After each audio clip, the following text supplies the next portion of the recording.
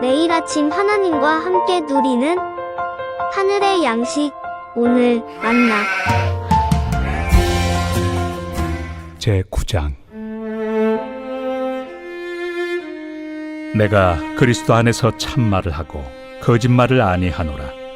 나에게 큰 근심이 있는 것과 마음에 그치지 않는 고통이 있는 것을 내 양심이 성령 안에서 나와 더불어 증언하노니, 나의 형제 곧 고륙의 친척을 위하여 내 자신이 저주를 받아 그리스도에게서 끊어질지라도 원하는 바로라. 그들은 이스라엘 사람이라. 그들에게는 양자됨과 영광과 언약들과 율법을 세우신 것과 예배와 약속들이 있고 조상들도 그들의 것이요, 육신으로 하면 그리스도가 그들에게서 나셨으니 그는 만물 위에 계셔서 세세의 찬양을 받으실 하나님이시니라. 아멘. 그러나 하나님의 말씀이 폐하여진 것 같지 않도다. 이스라엘에게서 난 그들이 다 이스라엘이 아니요, 또한 아브라함의 씨가 다 그의 자녀가 아니라 오직 이삭으로부터 난 자라야 내 씨라 불리리라 하셨으니, 곧 육신의 자녀가 하나님의 자녀가 아니요 오직 약속의 자녀가 씨로 여기심을 받느니라. 약속의 말씀은 이것이니, 명년 이때 내가 이르리니 사라에게 아들이 있으리라 하심이라. 그뿐 아니라 또한 리브가가 우리 조상 이삭 한 사람으로 말미암아 임신하였는데 그 자식들이 아직 나지도 아니하고 무슨 선이나 악을 행하지 아니한 때에 택하심을 따라 되는 하나님의 뜻이 행위로 말미암지 않고 오직 부르시는 이로 말미암아 서게 하려 하사, 리브가에게 이르시되 큰 자가 어린 자를 섬기리라 하셨나니 기록된 바 내가 야곱은 사랑하고 에서는 미워하였다 하심과 같으니라. 그런즉 우리가 무슨 말을 하리요? 하나님께 불의가 있느냐? 그럴 수 없느니라. 모세에게 이르시되 내가 궁휼히 여길 자를 궁휼히 여기고 불쌍히 여길 자를 불쌍히 여기리라. 그런즉 원하는 자로 말미암음도 아니요 다른 박질하는 자로 말미암음도 아니요 오직 긍휼히 여기시는 하나님으로 말미암음이니라. 성경이 바로에게 이르시되 내가 이 일을 위하여 너를 세웠으니 곧 너로 말미암아 내 능력을 보이고 내 이름이 온 땅에 전파되게 하려 함이라 하셨으니, 그런즉 하나님께서 하고자 하시는 자를 긍휼히 여기시고 하고자 하시는 자를 완악하게 하시느니라.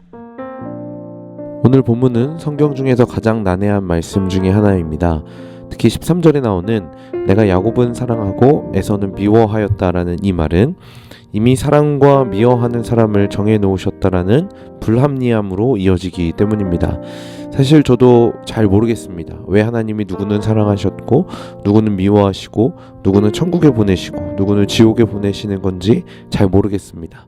그런데 오늘 말씀을 통해서 우리가 확신하고 알 수 있는 것은 하나님이 왜 그렇게 하셔야 했는지가 아니라 우리 하나님이 어떤 분이신지라는 것입니다.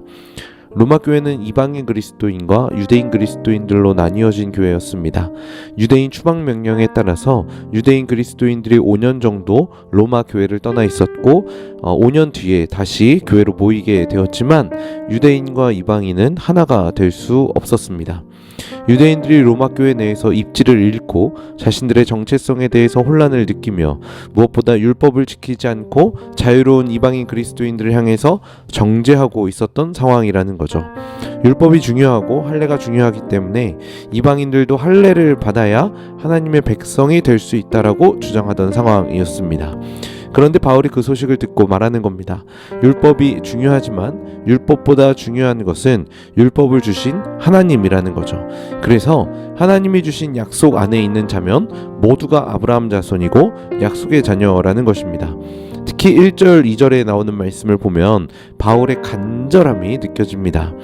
내가 그리스도 안에서 참말을 하고 거짓말을 아니하노라. 나에게 큰 근심이 있는 것과 마음에 그치지 않는 고통이 있는 것을 내 양심이 성령 안에서 나와 더불어 증언하노니. 거짓말이 아니라 참말이다. 내 양심과 성령님께서 증언하고 있음을 강조하면서 이 이야기를 시작하고 있다라는 거죠. 그러면서 바울이 골육의 친척을 위하여 저주를 받는다 할지라도 이 말을 꼭 전해야 한다라고 이야기하고 있는 겁니다. 아브라함의 자손이어야만 하나님의 백성이라고 생각하는 성도들에게 간절하게 그리고 강하게 말하는 거죠. 8절에 보면 이렇게 이야기합니다.